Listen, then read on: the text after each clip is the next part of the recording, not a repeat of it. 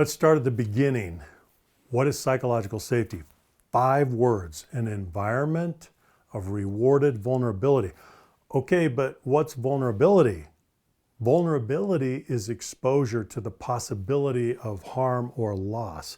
In a social situation, harm or loss can come in many forms. It can be social, emotional, psychological, economic, or political. What we're saying then is that psychological safety is an environment of rewarded vulnerability. Well, what does that mean? It means that your acts of vulnerability will be rewarded, not punished. And notice that I'm not saying tolerated vulnerability. We say rewarded, very much on purpose. Why is rewarded vulnerability so important? You and your team can't be successful unless you reward each other's vulnerability. That may sound a little strange, but think about what you need to do in order to perform as a team. You need to be able to be yourselves, to bring your whole selves to work. You need to be able to learn. You need to be able to contribute. And you need to be able to challenge the status quo and make things better. If you don't allow and reward each other for those acts of vulnerability, what happens to your team? Well, you inch along, you stall, or you break down. You don't go anywhere. Rewarding vulnerability is critical. The question that human beings instinctively ask when they enter a social situation is this: is vulnerability rewarded or punished here? If I engage in an act of vulnerability, what's going to happen to me? Will I be embarrassed, marginalized, demeaned, snubbed, excluded, ignored, passed over, brushed off, retaliated against, blamed or shamed? These are all forms of punishment. Now turn it around. Have you ever done that to someone else? Punished their vulnerability? We probably all have. So I encourage you to hold up a clean mirror and think about how you might intentionally or unintentionally punish someone's vulnerability. If you really want to be brave, find 2 or 3 people who know you well and ask them to tell you when and how you punish vulnerability. That's not an easy thing to do. So what do humans do? We engage in what we call threat detection. We look around, we observe, and we watch. For example, we have deer that come into our backyard.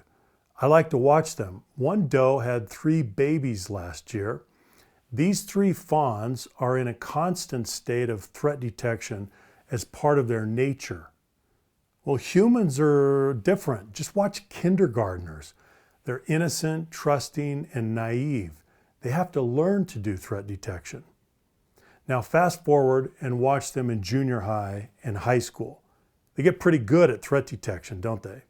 So what are we trying to figure out? We're trying to figure out if we're in a safe or unsafe environment. If we think it's safe, we normally offer a performance response. What does a performance response look like? You've seen it and you've done it. You eagerly jump in, you go for it, you don't hold back, you release your discretionary efforts. The purpose of a performance response is to add value. Now, on the other hand, if we think it's unsafe, we normally offer a fear response. What does that look like? You know these patterns too. You withdraw, retreat, recoil, go silent. You're trying to avoid the possibility of harm or loss. The purpose of a fear response is survival. You're trying to survive. So let me summarize. The purpose of a performance response is to add value. The purpose of a fear response is to survive. Let's talk for a minute about specific acts of vulnerability. Let me mention just a few.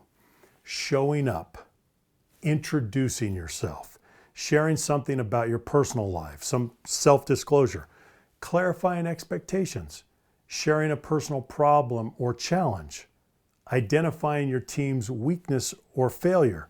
How about giving your boss some feedback?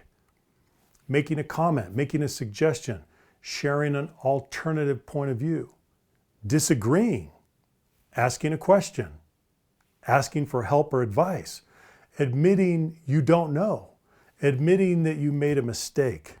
How about sharing past mistakes, pointing out a mistake, challenging the status quo? These are examples of acts of vulnerability. What happens when your vulnerability gets punished? I mentioned a few things. Let me summarize with 3 things. Number 1, it activates the pain centers of the brain. Number 2, it triggers your self-censoring instinct. And number 3, it shifts you to a defensive mode of performance. Now you're preoccupied with managing personal risk. You're trying to protect yourself, avoid loss or harm. Now let me give you some very simple terminology that you can use with your team members to summarize this. The terms are blue zone and red zone. A blue zone is an environment of rewarded vulnerability. In other words, high psychological safety. A red zone, on the other hand, is an environment of punished vulnerability. In other words, low psychological safety. Let me come back to the definition of psychological safety. An environment of rewarded vulnerability.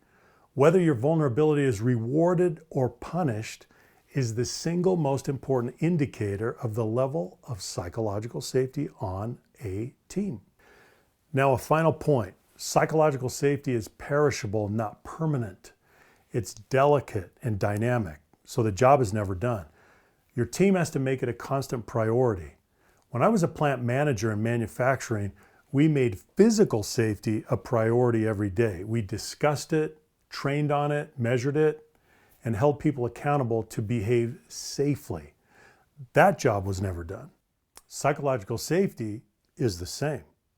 The job is never done.